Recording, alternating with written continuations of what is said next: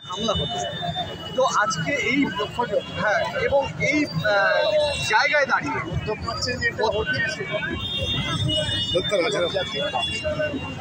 এবং এর সঙ্গে ভারতবর্ষ পরবর্তী সময়ে কি যুদ্ধে জড়িয়ে পড়ার কোনো আশঙ্কা থাকতে পারে?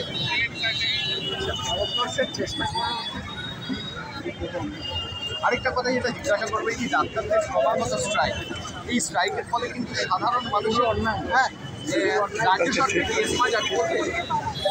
সাপে কাটা একজন মারা গিয়েছে। আমি থাকি দমদম ক্যান্টনমেন্টে আমার বাড়ি। একটা আর এর বিরুদ্ধে উজবেকিস্তানে রুখে দাঁড়ানোর দরকার আছে। আমি তাই দীর্ঘ বক্তব্য রাখবো না। আমি নির্বাচনে দাঁড়িয়েছিলাম। এখানে যারা আছেন একজনের ছাড়া সকলের ওয়ার্ডে আমি জয়লাভ করেছি।